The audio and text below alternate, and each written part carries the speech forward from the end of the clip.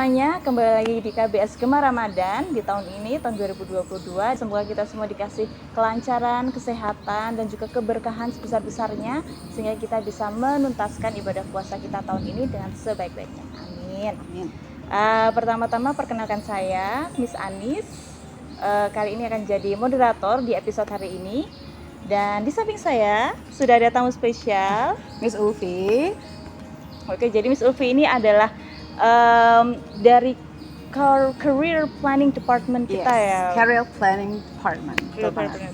Ya, jadi kita nanti akan belajar banyak dengan Miss Ulfi tentang satu topik yang sangat menarik sekali karena ini kayaknya lumayan rame diperbincangkan akhir-akhir ini, terutama buat murid-murid kita di sini kan yang masih remaja. Itu kayaknya suatu hal yang penting banget buat kita kulik. Apa sih? Topik kita kali ini adalah tentang FOMO. Apa sih FOMO itu? Jadi kita akan bahas sama Miss Ulfi. Halo Miss Ulfi. Oke. Gimana Miss Anis kabarnya? Baik? Alhamdulillah baik. Miss Ulfi juga gimana kabarnya? Alhamdulillah baik juga. Ya, bener banget, hari ini kita bakal bahas tentang FOMO atau tadi apa, Miss? Fear of missing out. Oke, fear of missing out. Jadi fear of missing out itu apa sih sebenarnya? Itu ada rasa takut atau rasa cemas ketika kita tertinggal terhadap sesuatu. Ketika kita ketinggalan sesuatunya itu apa sih? Itu bisa berupa tren zaman sekarang, atau bisa berita zaman sekarang, atau bisa macam-macam hal kayak gitu. Jadi tidak hanya terbatas pada fear of missing out satu hal, tapi itu bisa banyak hal kayak gitu. Sesuatu yang membuat kita cemas, ya, kata kuncinya adalah dia buat ketika kita tertinggal kemudian kita cemas, itu berarti kita udah masuk ke dalam fase FOMO.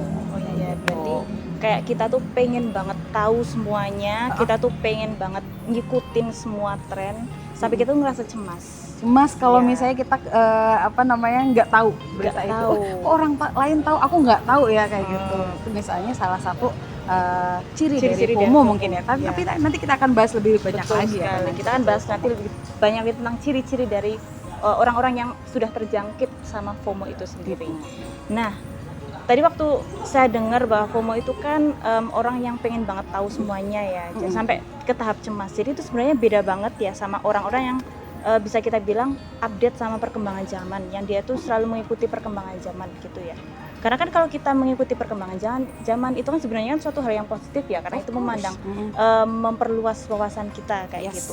Tapi ciri-ciri apa sih kok sampai seseorang itu bisa sampai terjangkit FOMO? Mereka tuh sampai ke FOMO-nya itu. Kapan sih dia di brand as a FOMO person gitu? Bukan kan, orang yang mengikuti perkembangan zaman, tapi malah dia tuh orang yang FOMO. Itu tuh yang gimana sih, Miss? Nah, itu tadi ya, salah satu kata kuncinya adalah cemas. Jadi kalau misalnya kita cemas karena ketertinggalan kita, itu berarti kita sudah mulai FOMO.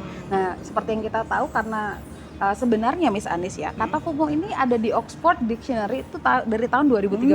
Jadi nggak baru-baru ini aja ya? Nggak baru-baru aja, udah dari lama. Dan kalau kita tilik lagi kembali ke belakang, 2013 itu udah mulai adanya media sosial kayak gitu. Jadi FOMO sendiri itu muncul atau case-nya banyak muncul atau ada itu ketika mulai adanya media sosial.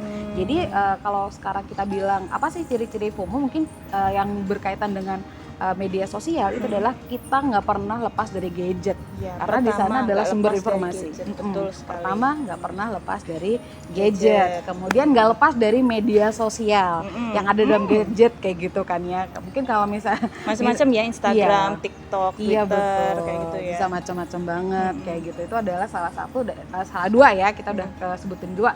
Yang pertama nggak pernah lepas dari gadgetnya, yang kedua itu berarti dia nggak pernah lepas dari media sosialnya, yang ketiga dia kepo banget sama kehidupan orang lain. Karena kalau misalnya tadi ya kita bicara tentang ciri-ciri FOMO yang cemas, jadi mungkin kalau ngeliatin orang lain update itu ngerasa bahwa ya Allah, ya ampun, kok hidupnya orang lain tuh lebih baik daripada aku kayak gitu. Misalnya kita nih yang kerja kayak gitu ya, iya ampun kok aku kerja terus tapi aku nggak pernah staycation, tapi teman-temanku bisa staycation kan gitu. Ya ampun, dia bisa staycation, kok kita nggak bisa staycation kayak gitu kan. Dia pergi kemana terus habis itu kita nggak bisa pergi kemana-mana misalnya kayak gitu kan. Lalu kalau yang pelajar mungkin ya sama ya, dia kok bisa beli barang branded, aku nggak bisa ya, misalnya kayak gitu. Itu jadi kepo banget sama kehidupan orang lain kayak gitu, atau kepo dengan gosip dari Bahaya itu, gosip gosip. dari orang lain kayak gitu. Itu mungkin salah satu ciri FOMO. Jadi kalau misalnya kita sudah ngerasa bahwa kita udah kepo banget dengan kehidupan orang lain dan ngerasa cemas, balik lagi yang ngerasa cemas dengan kondisi orang lain yang lebih baik daripada kita, itu berarti salah satu indikasi bahwa kita tuh masuk ke FOMO kayak gitu. Ya, berarti kita sangat pingin tahu banyak hal itu, pengen mengikuti banyak tren itu, sangat kepo. Walaupun memang sebenarnya human nature ya, kalau kita tuh penasaran ya, human nature to be curious gitu loh. Tapi kalau sampai ke apa itunya, rasa penasaran itu, rasa ingin tahunya itu sampai bikin kita cemas, sampai ngerasa bikin kita ngerasa tertinggal, sampai kita ngerasa bikin kita ngerasa kayak lari terus.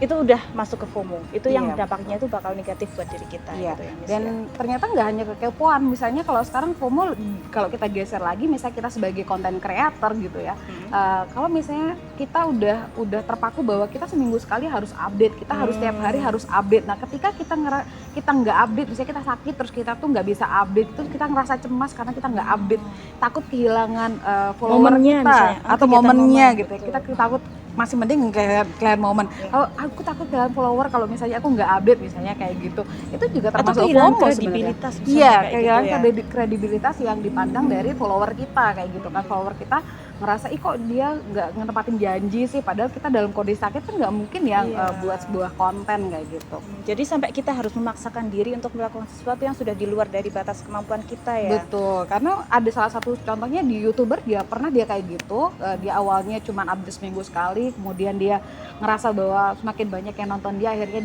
dia membuat jadwal lebih banyak, misalnya seminggu 3 kali, dan ternyata fisiknya nggak kuat, mental health-nya juga nggak kuat karena ngerasa bahwa dia dikejar-kejar terus. Tadi Miss Anis bilang dia ngerasa lari terus kayak gitu. Akhirnya itu termasuk salah satu fear of missing out. Jadi takut untuk nggak update, itu bisa jadi sebuah fear of missing out. Oke, jadi tadi berdasarkan penjelasan dari Miss Ubi tadi, kita bisa lihat tadi ada ciri-ciri dari fear of missing out dan juga dampaknya, bahkan nggak hanya ke fisik kita, rasa capek dan lain, sampai ke mental kita kayak gitu Betul, kan. ke mental health. Mungkin kalau misalnya kita lebih jauh lagi, misalnya tadi ya masalah staycation kayak gitu, dampaknya apa sih FOMO itu? Jadi ya ampun, temanku udah bisa staycation nih, jadi aku juga harus staycation kayak gitu. Padahal mungkin kita nggak punya waktu atau kita nggak punya budget buat itu. Akhirnya kita ngeluarin uang yang sebenarnya nggak menjadi prioritas kita kayak gitu. Jadi over budget gitu. Budget besar pasak daripada tiang, itu berbahasa Bener bahasa banget. Indonesia.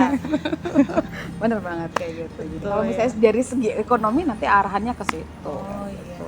Berarti ya ampun, dampak negatif dari FOMO ternyata banyak banget ya. Secara fisik kita jadinya capek, kita jadinya terbebani fisik kita, kayak gitu kan, badan kita kekurangan tidur, kayak tadi misalnya harus ngejar deadline misalnya kayak gitu ya, yang deadline yang kita set sendiri yang ternyata tidak sesuai dengan kemampuan kita, itu kan malah berdampak ke fisik kita. Kemudian setelah itu yang paling penting juga yang kita sering juga dengar akhir ini tentang mental health kita jadi punya anxiety kayak gitu, kita insecurity kayak gitu kan, dan mungkin itu malah bisa sampai ke self esteemnya berkurang kayak gitu nggak sih Miss, kalau kayak gitu Miss? Padahal kan kita harusnya kan bisa apa ya, membuat diri kita menjadi versi terbaik kita, menyenangkan diri kita kayak gitu kan. Jadi embrace ourselves gitu ya, buat gitu. tahu diri kita tuh sebenarnya seperti apa. Kita kan punya strength and weaknesses, kita tahu batasan kita masing-masing gitu. Jadinya kita harusnya bertindak sesuai batasan-batasan itu. Oke, push your envelope a little bit deeper, itu boleh lah. Jadi menekan diri kita sedikit lebih jauh, nggak apa-apa kalau kita mau improve, tapi setidaknya kan exploring diri seperti itu kan. Tapi kan dalam for the sake of exploring ourselves kayak gitu. Supaya kita menjadi, apalagi remaja itu penting banget buat eksplorasi kayak gitu. Nanti mungkin kita akan lebih bahas di tips tahap berikutnya. ya seperti itu. Dan juga tadi dampak ketiga adalah financial. Kalau sampai kita ikut FOMO, bisa jadi kita besar pasak daripada tiang. Jadi kita harus hati-hati di bagian itunya ya. Oke. Nah, berhubung kita tahu ya kalau FOMO itu ada dampak-dampak negatifnya ke kita, gimana sih Miss caranya? Bisa nggak sih kita dikasih tips-tips biar kita bisa menghindari atau meminimalisir sih setidaknya, kalau misalnya kita ternyata sudah ada beberapa bagian FOMO, tapi setidaknya meminimalisir atau bahkan menghindari FOMO itu sendiri gitu Miss. Oke ya, kalau tips mungkin ya, tips untuk meminimalisasi. Kalau saya lebih memilih ke meminimalisasi kayak gitu ya. Mungkin bagi teman-teman yang memang sudah apa namanya, sudah ada indikasi ke FOMO kayak gitu ya. Yang pertama yang pasti tadi balik lagi, how to put our mindset kayak gitu ya. Kita harus membuat mindset kita boleh kepo, ya. kita boleh kepo, tapi jangan sampai ganggu mental health kita. Jangan sampai kita cemas dengan apapun yang kita kepoin itu kayak gitu ya. Terus kemudian yang kedua yang pasti dengan kita melihat kelebihan orang lain kan kadang kita merasa insecure ya, Miss. Itu akan lebih baik kalau kita